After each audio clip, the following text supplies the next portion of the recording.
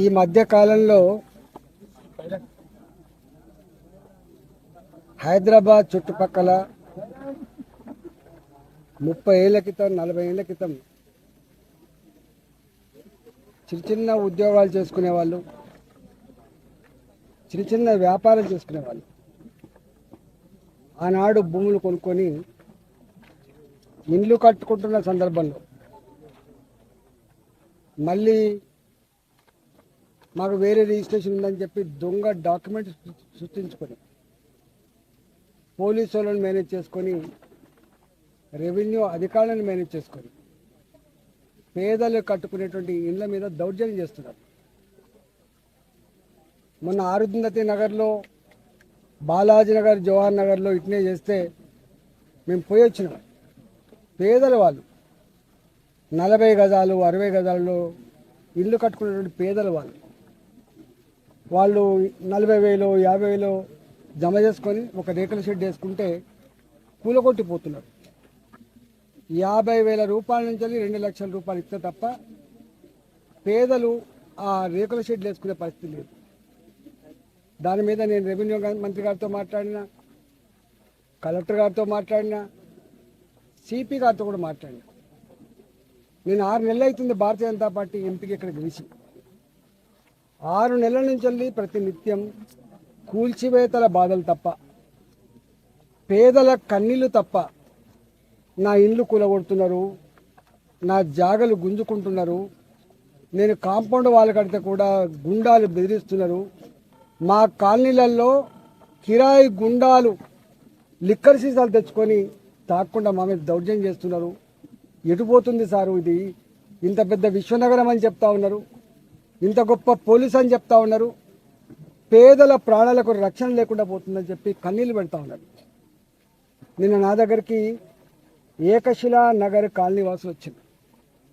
1985, ఇవాళ కాదు నిన్న కాదు, 1985 ఆనాడు ఇక్కడ ఎకరం 10,000 రూపాయలు 5,000 రూపాయలకి ఎకరం ఉండే. ఇక్కడ ఆనాడు రియల్ ఎస్టేట్ వాళ్ళు ప్లాట్ చేస్తే కొనుక్కున్నారు. వాళ్ళు అందరూ కూడా రెవెన్యూ ఉద్యోగులు ఉన్నారు, ఇలా పోలీస్ డిపార్ట్మెంట్లో పనిచేసే వాళ్ళు ఉన్నారు, రిజిస్ట్రేషన్ ఆఫీస్లో పనిచేసే వాళ్ళు ఉన్నారు.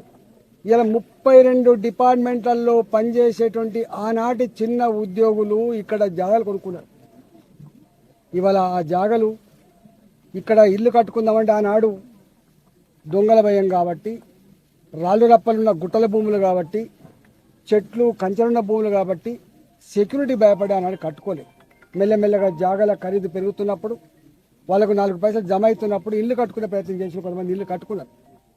ఇవాళ ఇల్లు కట్టుకునే ప్రయత్నం చేస్తున్నప్పుడు ఇక్కడ మొన్న కొత్త గవర్నమెంట్ వచ్చిన తర్వాత మొన్నటి వరకు పాలక మండలి గ్రామ పంచాయతీ ఉన్నంత వరకు, మున్సిపాలిటీ ఉన్నంత వరకు వాళ్ళకి పర్మిషన్లు వచ్చినాయి. కానీ కొత్త ఈ గ్రామ పంచాయతీ పాలక మండలి వాళ్ళ టైం అయిపోయిన తర్వాత స్పెషల్ ఆఫీసర్ల పాలనను తెచ్చి ఇక్కడ కట్టుకునేటువంటి ఇండ్లకు పర్మిషన్ ఇస్తలేరు. అంటే కంచే చేరుని మేచినట్టుగా ఏ పేదలకైతే అండగా ఉండి వాళ్ళకు పర్మిషన్లు ఇచ్చి ఇల్లు కట్టుకుంటాడు చేయన్న ప్రభుత్వమే స్వయంగా ఇక్కడ ఇల్లు కట్టుకోకుండా నిషేధించింది. పర్మిషన్ ఇస్తలేరు. ఇవాళ కట్టుకునేటువంటి వాటికి ఇలా కూలగొడతా ఉన్నారు. కూలగొట్టేది ప్రభుత్వ అధికారులు కాదు, కూలగొట్టి గుండాలు కూలగొడతా ఉన్నారు. ఇవాళ గ్రామ పంచాయతీ లేఅవుట్ ఉన్నప్పుడు 2007లో ఒక చట్టం వచ్చింది. గ్రామ పంచాయతీ లేఅవుట్లు ఐసీసీ కట్టుకోవద్దు, ఎల్ఆర్ఎస్ కింద మళ్ళీ రెగ్యులైజ్ చేసుకోవాలి. పాపం రెగ్యులైజ్ కూడా చేసుకుంటున్నారు. వాళ్ళు ప్రభుత్వానికి రెగ్యులేషన్ ఫీజులు కడుతున్నారు, ప్రభుత్వానికి పర్మిషన్ ఫీజులు కడుతున్నారు, అయినా కూడా కూలగొడతా ఉన్నారు.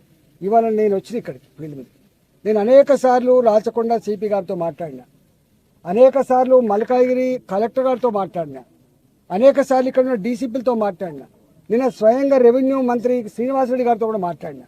నేను ఇలా పోతున్నా అని చెప్పి ఇక్కడికి వస్తే నేను ఇక్కడ పార్లమెంట్ సభ్యుడిగా ఉన్నాగా, నేను ప్రజలతో మీటింగ్ పెట్టుకొని ఉన్నాగా ఇలా గుండాలు ఇక్కడ లిక్కర్ బాటిల్ తెచ్చుకొని, బీరీ సీసాలు తెచ్చుకొని తాక్కుంటా ఇక్కడ దౌర్జన్యం చేసే ప్రయత్నం చేస్తున్నారు. రాత్రి నేను ఇక్కడికి వస్తున్నాను తెలిసి మీరు ఎంపీ గారు వస్తున్నట, మీరు ఎంపీ గారి దగ్గర పోయినట, మీ సంగతి చెప్తామని చెప్పి మహిళల మీద దౌర్జన్యం చేస్తారు.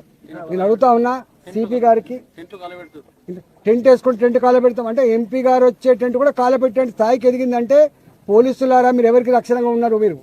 ప్రజలకు రక్షణగా ఉన్నారా, గుండాలకు రక్షణ ఉన్నారా, ల్యాండ్ బ్రోకర్లకు రక్షణ ఉన్నారా, డబ్బులు ఇచ్చే వాళ్ళ రక్షణ ఉన్నారా ఆలోచించుకోవాలి. ఇలా ఒకనాడు తెలంగాణ పోలీసు అంటే ఇంత ఇజ్జత్ ఉండేది, ఇంత గౌరవం ఉండేది. కానీ ఇలా తెలంగాణ పోలీసు అంటే ఇజ్జత్ లేకుండా పోయింది, గౌరవం లేకుండా పోయింది. మీరు ఆలోచించుకోమని చెప్పి హెచ్చరిస్తానా. నేను ఇక్కడ ఉన్నా ఎవడొస్తాడో ఎవడు దౌర్జన్యం చేస్తాడో, ఒకవేళ మీరు కనుక కంట్రోల్ చేయకపోతే, ప్రజల ఆస్తులకు రక్షణ మీరు ఉండకపోతే, ప్రజల ప్రాణాలకు కనుక పోలీస్ డిపార్ట్మెంట్ రక్షణ ఉండకపోతే, అదేందో మేమే మా చేతులకు తీసుకోవాల్సి వస్తుంది. మేమే గుండాలకు బుద్ధి చెప్పాల్సి వస్తుంది, మేమే ల్యాండ్ బ్రోకర్లకు బుద్ధి చెప్పాల్సి వస్తుంది, మేమే ఈ చిల్లరగాళ్ళను తరిమికొట్టే పరిస్థితి అని చెప్పి హెచ్చరిస్తా ఉన్నా. ఇప్పటికైనా పిచ్చి వేషాలు వేయకుండా మీరు వెంటనే స్పందించి, రెవెన్యూ అధికారులు పోలీసులు వెంటనే స్పందించి దీని మీద సంపూర్ణ ఎంక్వైరీ చేసి ప్రజలకు వెంటనే రక్షణ కల్పించి, ప్రజల ఆస్తులకు రక్షణ కల్పించాలని చెప్పి ఈ సందర్భంగా నేను ఎంపీగా, పార్లమెంట్ సభ్యుగా డిమాండ్ చేస్తున్నా. లేకపోతే ఎంపీగా మా కార్యకర్త, భారతీయ జనతా పార్టీ కార్యకర్తలుగా మేమే మా ప్రజల్ని కాపాడుకుంటాం, మేమే ప్రజల ఆస్తులకు రక్షణ ఇస్తామని చెప్పి ఈ సందర్భంగా తెలియజేస్తా ఉన్నాం.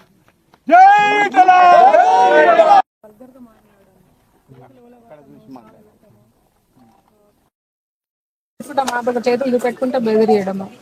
వరకు కంప్లైంట్ ఇస్తే కూడా అసలు పోలీసులు పట్టించుకోలేదు, మినిమం మర్యాద కూడా ఇవ్వలేదు సార్. మేము పోతే స్టేషన్ పోతే నైట్ ఫోన్ చేసి ఏమంటున్నారు, మీ ఇల్లు మా పరిధికి రాదు, మీరు నెట్కి ఫోన్ చేయండి అని అంటారు సార్. టెంట్ వేస్తే ఎవ్వడం సోబని వేస్తారు అక్కడ అని చాలా వర్గర్గా మాట్లాడారు సార్. లేడీస్ అని కూడా చూడలేదు.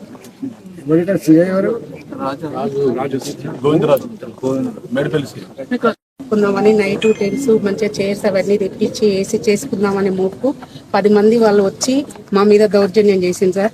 కొట్టడానికి మీది ఉరుకొచ్చుడు, రాళ్ళు పట్టుకొని ఉరుకొచ్చింది సార్. మేము ఏంటిది అని మేము పిఎస్సి కంప్లైంట్ ఇస్తే పోలీస్ వాళ్ళు మేము ఇచ్చినాక 1 అవర్ తర్వాత వచ్చింది సార్. అప్పటి వరకు వాళ్ళు చంపాయింది సార్.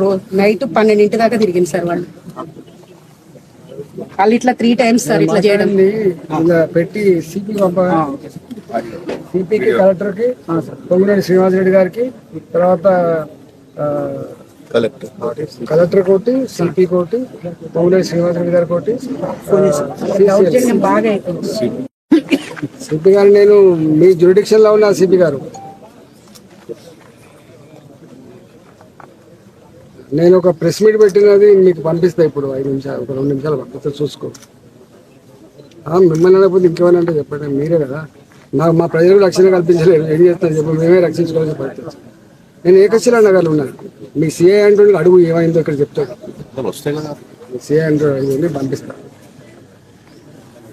చాలా లేట్ చేయకుండా